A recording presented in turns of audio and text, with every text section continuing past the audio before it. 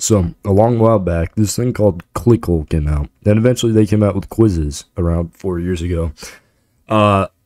It's basically just Gen Z shitpost humor, which I love.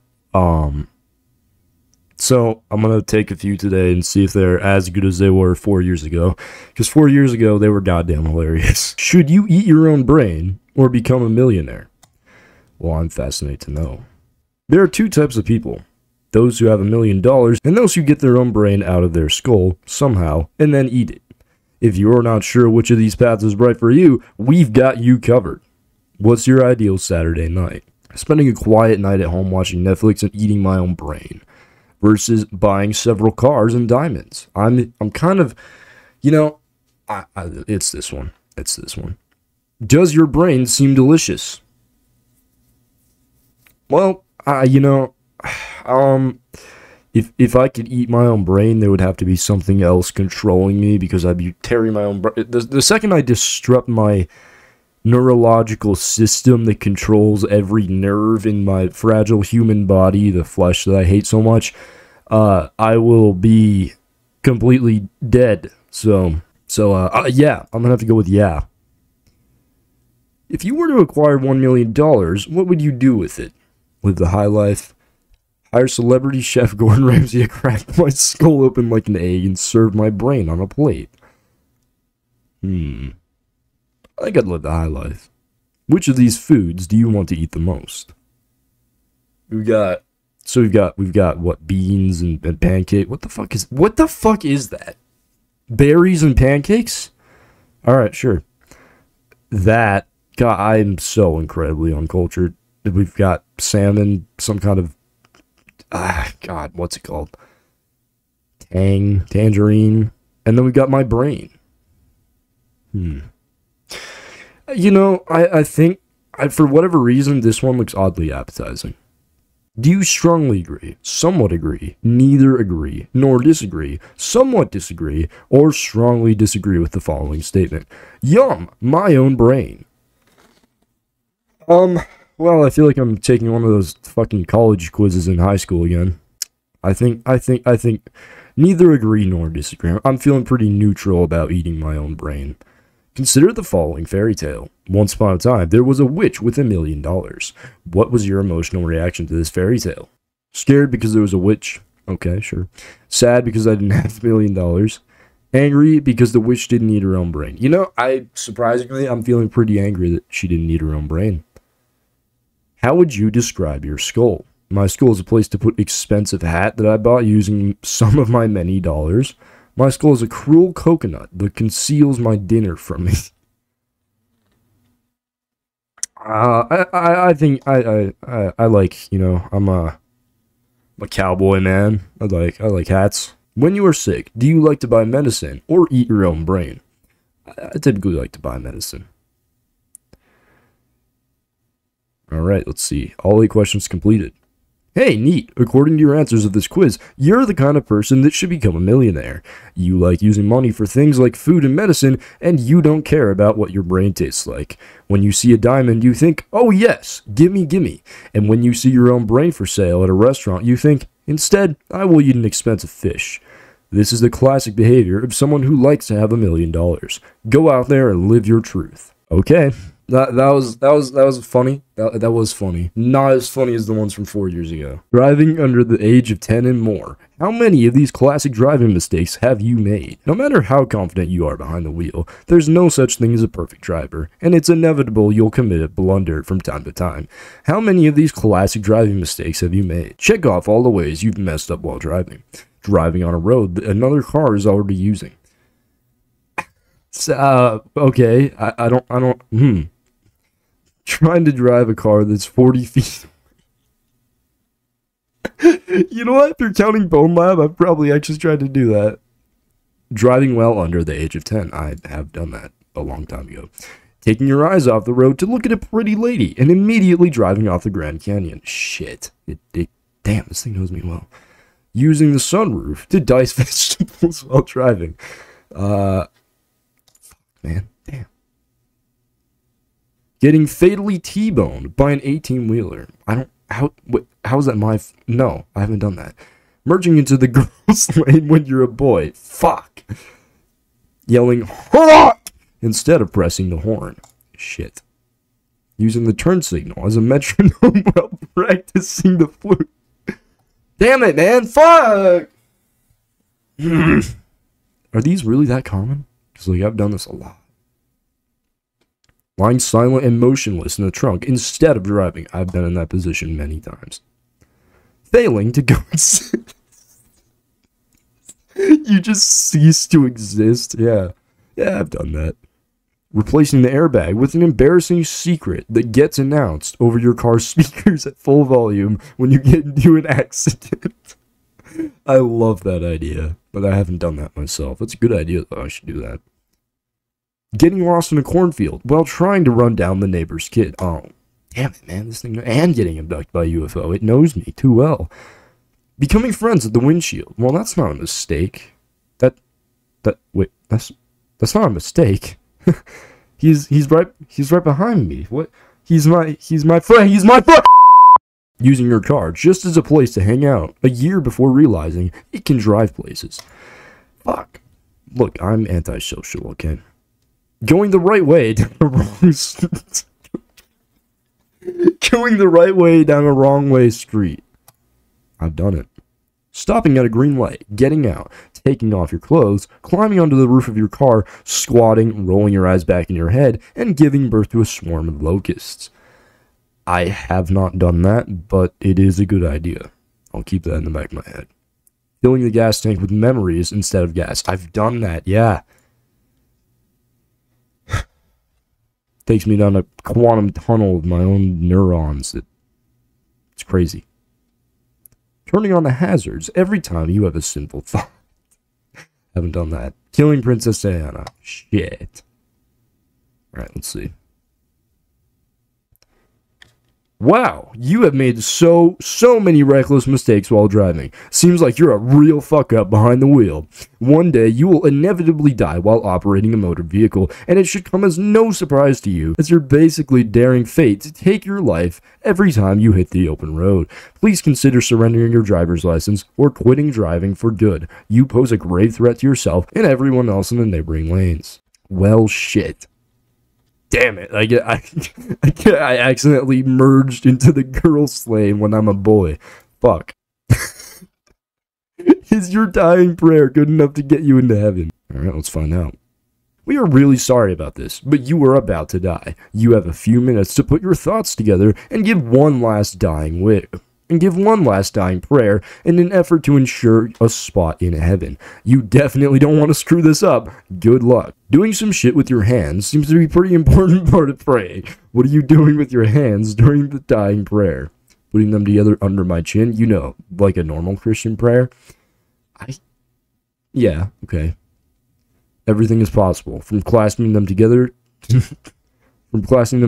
doing those okay signs with my fingers, to just waving up at the sky towards God, covering all my bases here. So that's a pretty solid option. I'm going to do the devil horns thing with both hands and maybe a headbang a little. You know what? That's unironically something I probably would do. Yeesh, am I really dying? I should really go tell my kids I love them and not to waste any time on this prayer. If God doesn't want me in heaven, then I guess that's on him. You know what? I'm going 3. I'm going to do 3. In the first line of the prayer, you should establish who you are praying to. What is the first line of your prayer? Dear Jesus Christ in heaven, Savior of Protestants and Protestants alone, please hear my dying prayer. Dear Jesus, all but you, may Almighty Lord, whom I come many names, for thou art so great I cannot choose one, but here's a prayer for you. Dear Lord Satan, hear my last disgusting hissing belch of hatred and blasphemy.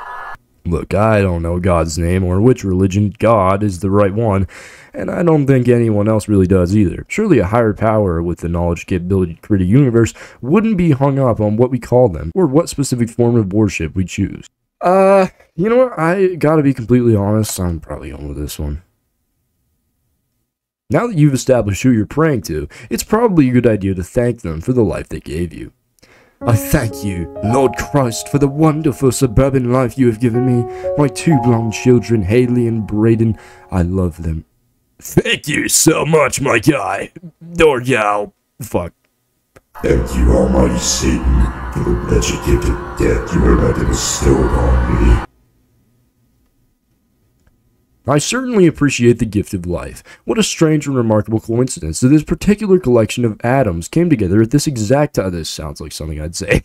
At this exact time and place to form me, and to allow me to experience the world as a conscious being. It's remarkable, really, and if I owe my existence to some creator up in the sky, I truly am thankful for that.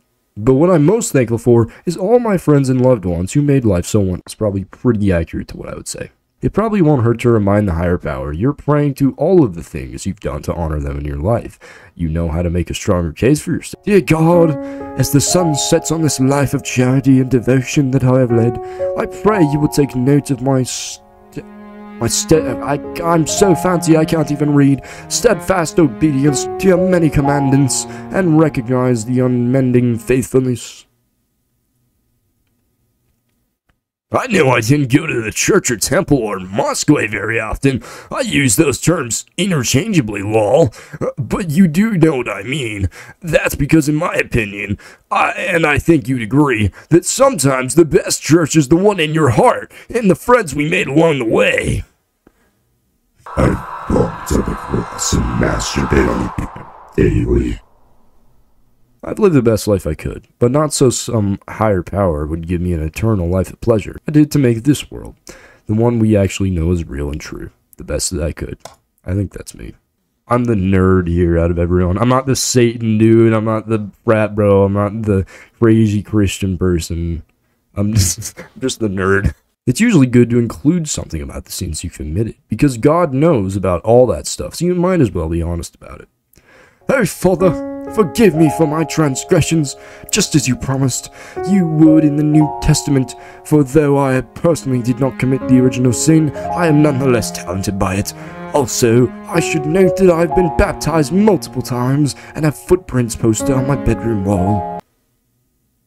I don't know if you saw, like, everything I did, or if you just checked in periodically, so I'm gonna be totally honest and admit that a lot of times I may have looked down I was gambling and having sex with prostitutes, but I was actually just trying to learn about the wicked ways of the world, so I'd know what to avoid. By banging hookers, I was learning how to better honor you. I have defied the holy kingdom of Christ in many ways, throwing feces at nuns, burning down churches, desecrating Christian graves, etc. I now ask thee, Beelzebub, to defile my damned corpse for all eternity, while I writhe in pits of demons. That certainly wasn't perfect, but what human is? Most bad actors have a reason to be. So be it their upbringing, traumas they have endured, addiction, struggles with mental health. The list of human behaviors is predicted by a list of possible causes that's just as long. Should we really compare the behavior of someone born into a wealthy, stable family with someone born as an addict in poverty? Can we judge an individual's behaviors without first understanding where they stem from? Yeah, that's definitely me. Sorry to rush this, but death is near. It's time to wrap up your prayer. God, my Father, who is also Jesus' Father, who is also Jesus himself. That doesn't make any sense, and it never has to me. May you ever remember the countless times I voted for the most candidate running to ensure the United States remains a great Christian nation, ruled by the word of God, and also the many times I praised you with my guitar, playing my Christian pop band for his name. Oh God, please don't make me burn in hell. Fuck. I'm so sorry I fucked up. Whether you're God or Jesus or Buddha or Indian lady with all the arms, please, just don't make me burn in hell. I don't even have to go to heaven. Limbo would be fine. Just a black and white TV and some snuffers of frozen lasagnas is all I need in the afterlife. Give me another chance. Let me live my life again, and I'll go to church this time, I swear. I regret nothing. Hail Satan. I've said my piece. Now I'd really just like to use the rest of my time to get my affairs in order, express my last wishes to my family, and watch one last sunset. Yeah, this bottom dude is kinda me. Oh no, you are in hell. Your arms are being ripped off by a minotaur, and Sammy Davis Jr. is shitting on your face. Too bad you didn't pay attention in Sunday school, or you'd be golfing with Jesus right now. I'm betting the only way to win that would either, I'm betting, knowing the Onion, I'm betting it's you do Satan, or you do hardcore crazy Christian. How many of these harebrained schemes to save your parents' failing marriage have you tried? Oh, I absolutely need to do this one. Your parents' relationship is falling apart, and you'd do anything to keep them together. How many of these harebrained schemes to save your failing marriage have you dreamt up? Check off all the harebrained schemes to save your parents' failing marriage that you've tried. That you're tried. Okay, if you say so. I don't think that's how grammar works. Buying them a 30-year-old dog-eared copy of the Kama Sutra, a used bookstore for only $7. I haven't tried that. Shipping $20 in their marriage counselor's shirt pocket, patting it and whispering, "Make them kiss," in a threatening tone. Well, I actually nailed that. Forcing them, actually I have done that. Forcing them to play a game of Baccalaureate Gunpoint. I've also done that.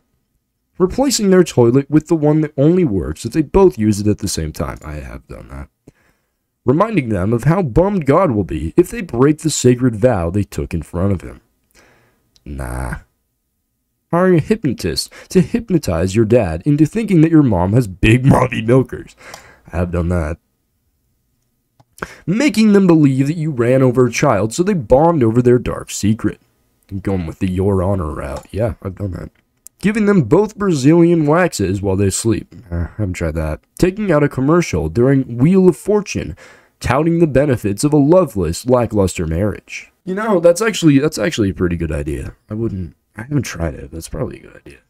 Producing a short film called What in the World Would It Be Like If My Parents Got Divorced? That's just 12 hours of concentration camp footage. I didn't, okay, so oh my god, I did not read it as concentration camp, I read it as concentration camp, as in, like, I didn't realize, but yes, I have done that for legal reasons. That's a joke. Keeping them so drunk, they both don't realize who the other one is. I haven't done that. Constantly pointing out to your mom, what good cock. I'm not gonna read that, and no, I haven't done that.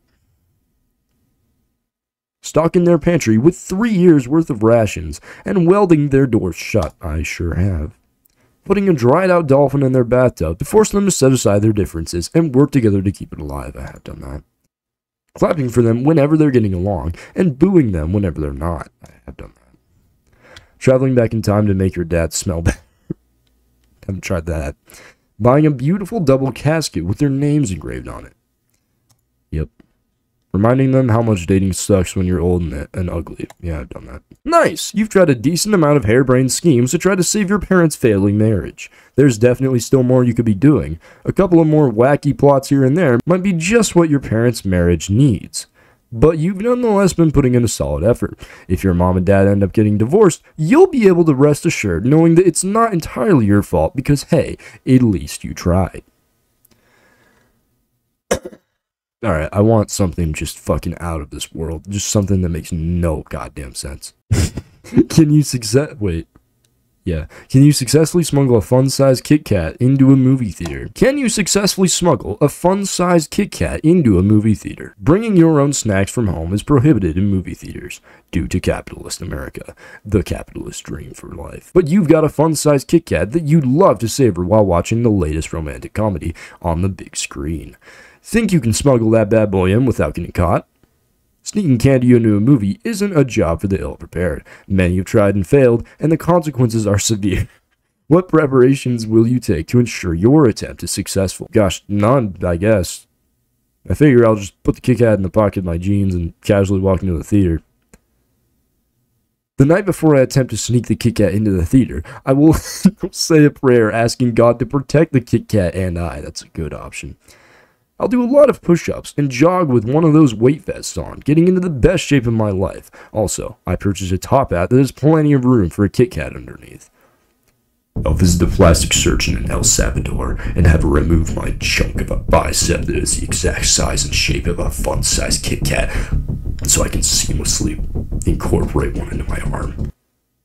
Yeah, that's pretty accurate to what I would do. Theaters are modern-day fortresses built with one purpose in mind: to prevent customers from entering with outside food or drink. What sorts of gadgets do you plan on using to foil the theater's anti-candy smuggling defenses? Have you ever seen the Bosnian Ape Society, where it's like it starts out as a normal tutorial on how to get through a roundabout in the UK, and then like halfway through it's like, oh, but you didn't notice the problem. There was an A-15 like fighter jet above you watching the whole time, and it just goes on a fucking rant about how to blow up the plane.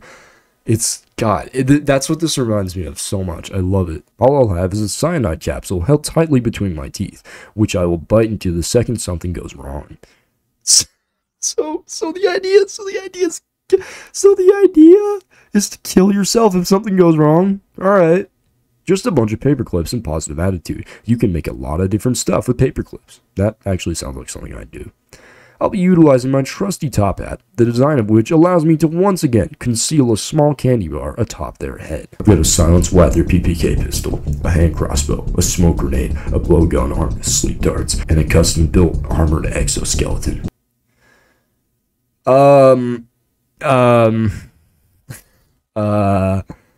I feel like this is me, honestly. I mean, like, I'd like to be that guy, but that's not me. Theater employees are highly trained in spotting moviegoers who are smuggling contraband, and they will not hesitate to banish anyone from the premises who violates their ironclad laws.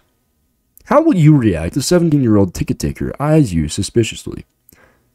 I'll break down in tears and turn myself into the police. I'll accidentally hand him the fun-sized Kit Kat bar instead of the ticket, and then commit... I can't say that out loud. I'll make sure my top hat is secured firmly to my head by gripping the brim with both hands, and then I'll confidently walk up to him and say, "Greetings, good sir. Might you grant me admission today to the moving picture show?" I'll use a pocket projector to produce realistic image of an attractive woman wearing a low-cut shirt that says, "Minimum wage earners turn me on," to distract him. You know, this is probably something, that's me. That's what I do. Going to a movie without buying any snacks from the concession stand will surely raise alarms among the theater's security task force, and they're highly trained at detecting irregular behavior. How would you handle walking past a concession stand? I'll never make it to the concession stand because I already slit my wrist out of shame for breaking the rules. I'll spend several $100s on concessions so as to not raise any suspicions that I may be smuggling in a small snack of my own. I'll approach the counter and order a Zot bar, and then when the cashier informs me that they do not sell Zot bars, I'll say, "Oh, Xenot bars." Whoops. I'll say, "Sorry, I only eat Zot bars," and walk away, thereby establishing my cover as a sophisticated snack food afficondo who simply cannot be bothered with plebeian concession offerings. That's actually a good strategy. I like that. I'll wait in the concession stand, and when it's my turn, I'll break my finger, measure my blood sugar, and loudly proclaim, "Well, my stomach is telling me that it wants a treat, but my life-threatening diabetes is saying no. Shoot," and walk away. That's probably me. Theaters employ ushers who act as sentries, constantly swiping their flashlight back and forth for any sign of illicit behavior.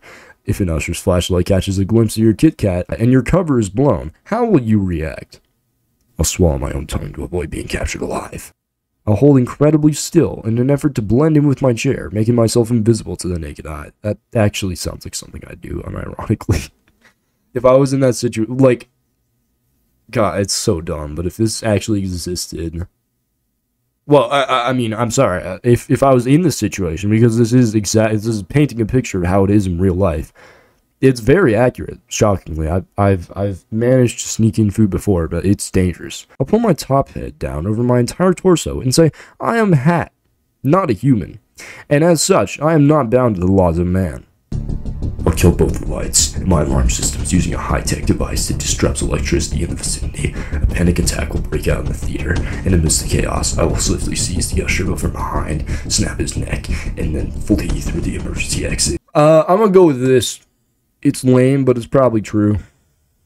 Just one more question. Getting away with eating the Kit Kat is only half the battle. How will you handle living the rest of your life with the guilt of your crimes on your shoulder, knowing that you are a fraud, a deceiver, and the lowest of the low? The weight on my conscience will become increasingly unbearable, ultimately driving me to madness. I will deal with my guilt by dedicating my life to righting my wrongs, by traveling to high schools across the country and educating children on the dangers of sneaking candy into the movie theaters. Drugs and alcohol. Lots of drugs and alcohol. A true warrior need not fear capture, because they will never be taken alive, and a warrior accepts death as their ultimate destiny. Onwards till Valhalla, I will regret nothing.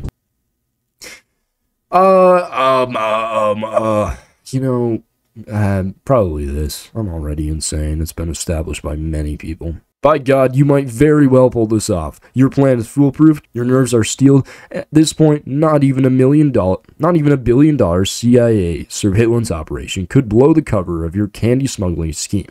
Hell, you might even be able to get away with smuggling a king-size Kit Kat or perhaps a can of root beer. You are truly elite. Impressive work. My God, I am amazing. How many of these passive-aggressive comments has your dad made about Spider-Man out of jealousy?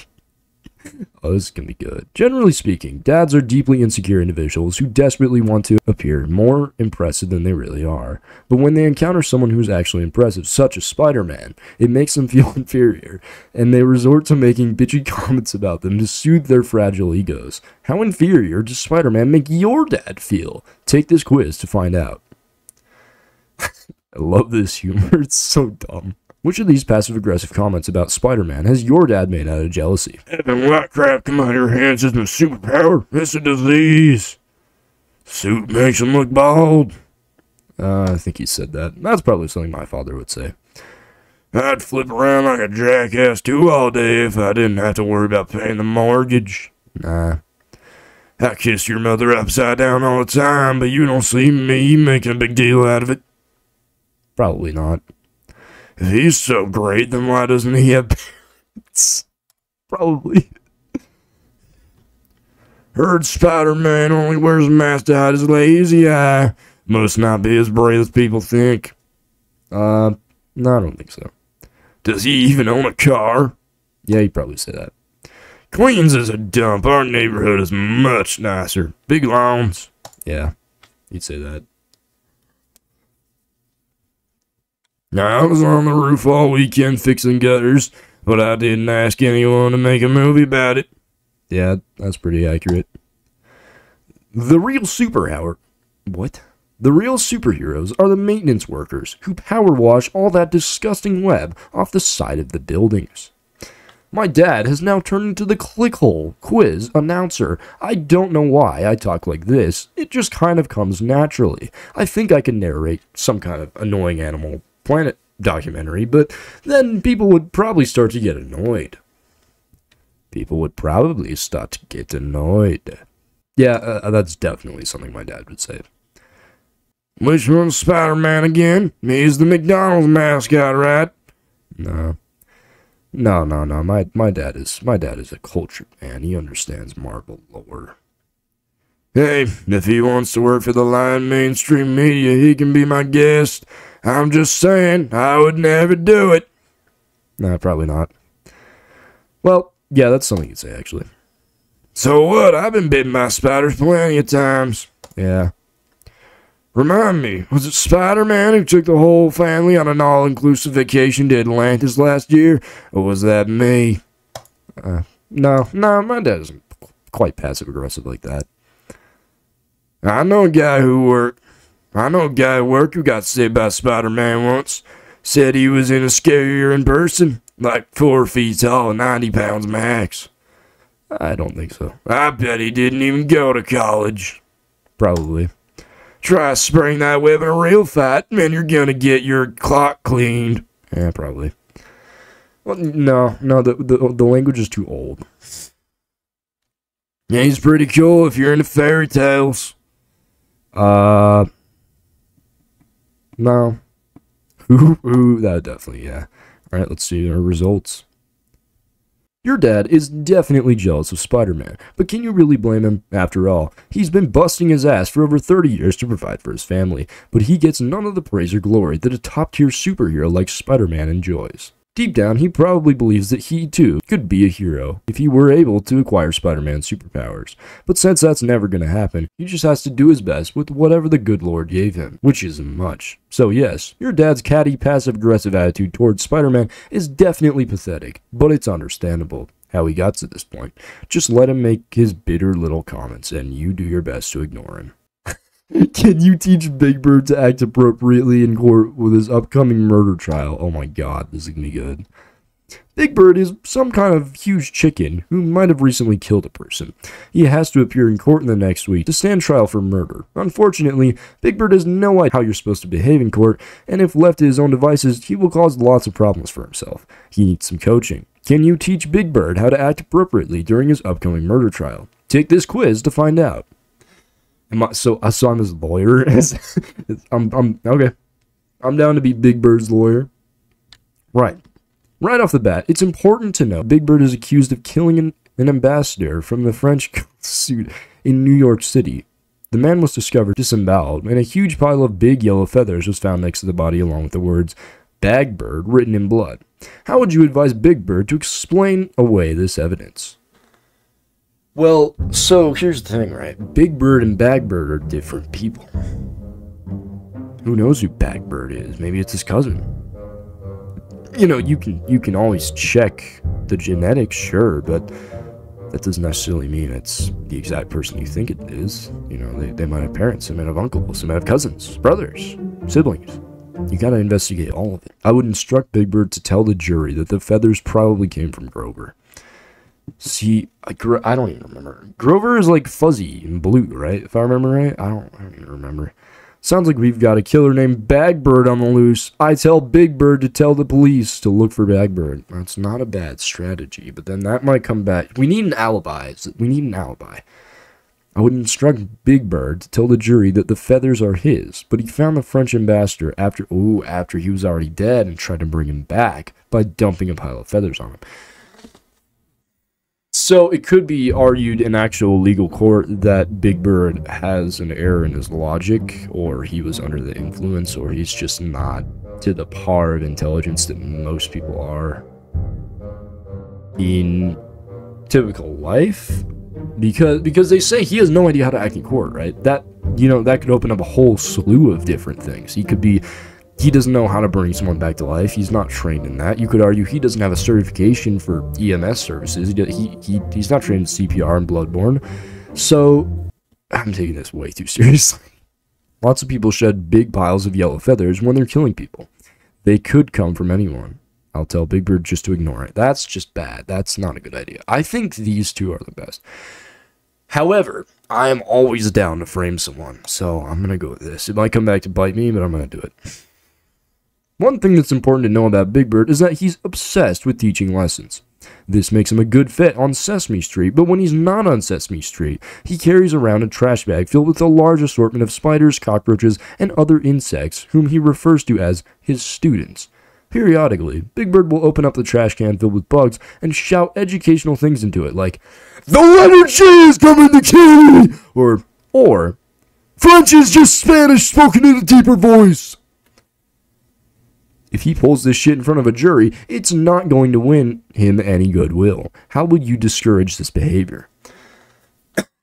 So, he sounds maybe something mentally wrong, right? I think that's fair.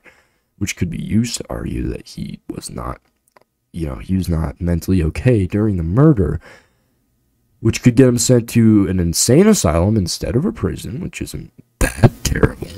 I will tell Big Bird that the bugs and spiders in his trash bag already know everything and are professors at Harvard, so there would be no need to continue teaching them stuff. That's not a bad idea. But I this could go both ways, right? He could easily fall for it, or he could be completely insane and not listen to anything you're saying. I would donate the bag of bugs and spiders to Syria and tell Big Bird that his students join ISIS. Based on the comments Big Bird is making here, I think that's probably not a good idea. He's talking about different countries, and Sesame Street is filmed originally in America, so based on that, I think we can assume probably not the best idea. I would drop a calculator in the trash bag and tell Big Bird that the bugs and spiders are learning math from the calculator, so its services are no longer necessary. See, that's thinking outside the box. That's bringing in another element. I like that. I'd actually let Big Bird keep yelling lessons at the bugs. Maybe a few jury members also carry around a big bag of insects to teach them things, so they'll find Big Bird more relatable. Now, look, as much as I'd like to get my hopes up, I'm gonna not go with that, because typical lawyers, court members, judges, juries, etc., they're usually pretty normal. And normal is not defined by carrying around a giant bag of bugs and cockroaches and yelling obscene phrases into them, so I'm gonna not go with that one. I like this one. I think that's smart. I think he'd buy that. I think he would buy the calculator idea. According to Big Bird, his alibi, here we go, his alibi for where he was at the time of the murder, that he was looking at Elmo. Elmo cannot confirm whether or not this is true, because he says that on the night of the murder, he was in an unconscious trance-like state, brought on him by the music of Frank Zappa, so Elmo has no memories of what happened that night. How would you suggest Big Bird after his How would you suggest Big Bird after his alibi? I would urge Big Bird to include more specific details in his alibi, such as where he was looking at Elmo, and what Elmo was doing while Big Bird looked at him. It's not a bad idea. Because specificity can also lead to lying, though, although, you know, there's the whole thing about code of conduct and honesty in court. I would urge Big Bird to include more specific details in his alibi, such as whether or not he was looking at Elmo in the dark, looking at Elmo from far away. That's not going to do much, though, is the thing. Because his alibi his alibi brings him to a place where he was not at the scene of the murder, right? So it doesn't really matter how far away he was. Unless Elmo's across the street from when we're developing lore. I'm invested now. I'm invested in this court case.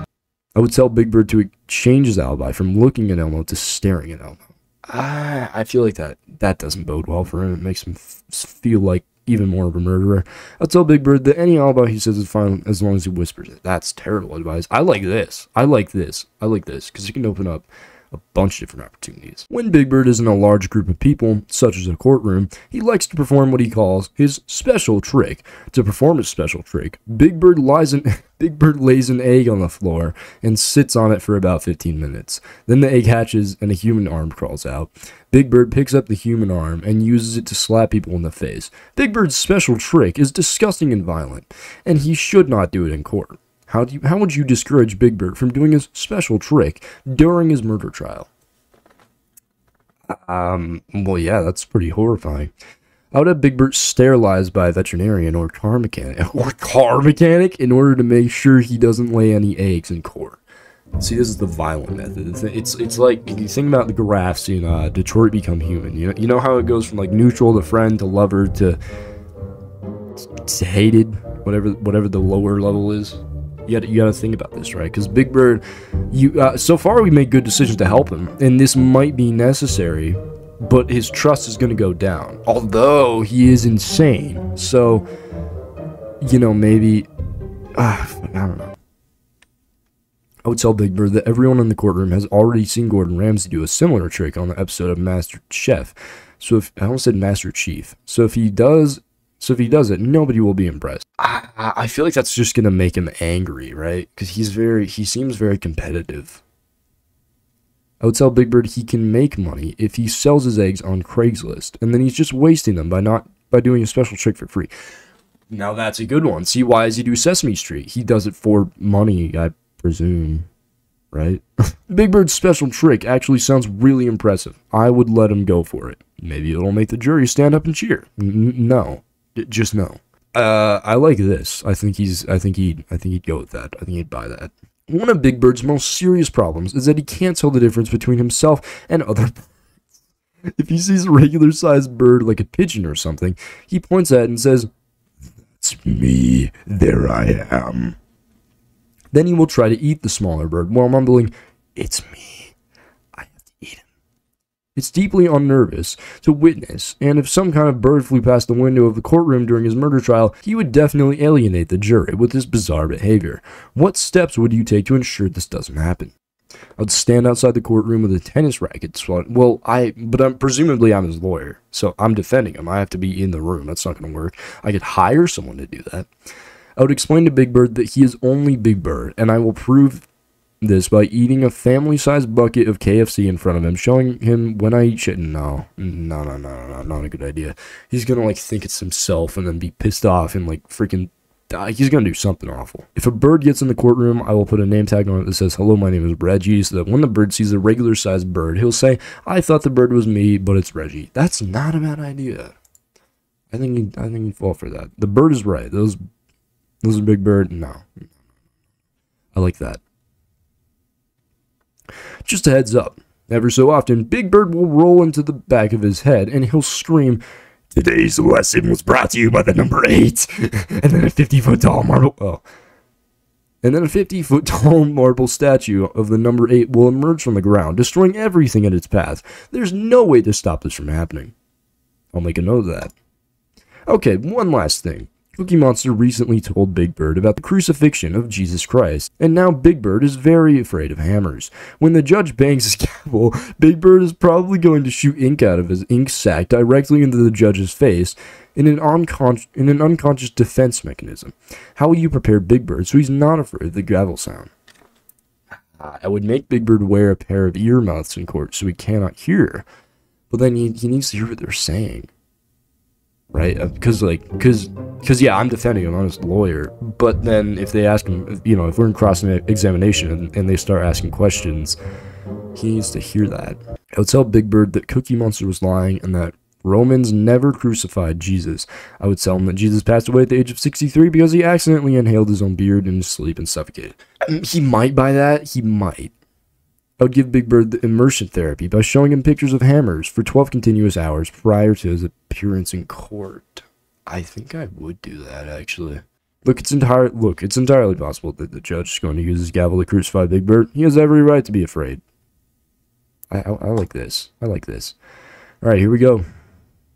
Alright, not terrible, but not great either. According to this quiz, it looks like you'll be able to coach Big Bird to scale back some of his worst behaviors during his murder trial, but he's still going to be a pretty off-putting defendant. Whether or not he's found guilty is going to depend on the jury's tolerance for watching large yellow doofus act like a lunatic. It's going to be a real toss-up. Well, there you have it. I think I did my part. I think I did good. I put my best foot forward there. Maybe I let him astray a few times, but hey, we're all human. We all make mistakes. I think I did a good job of navigating the questions and, you know, really looking into them, thinking outside the box. So, remember that CL is coming. CL is coming in probably less than 2 weeks at this point. Depends on a few elements, but yeah. So, well, the announcement of CL, at least. So, make sure to like and subscribe! No. But do subscribe, please, because I'm trying to get 2K. I need more people to show CL off to. So, I have literally nothing else to say. I don't know. Go check out. Some people think my stuff's funny. Others thinks that they think it's awful. I can't read. Yeah, I can't talk either. So, feeling real good about this. I'd like to thank God. I'd like to thank Satan. And I'd like to thank the one guy that doesn't feel any way about any of that and just kind of chills there, but somehow went to hell anyway. So, yeah. That was fun. That was really legitimately fun. I would like to do that again sometime.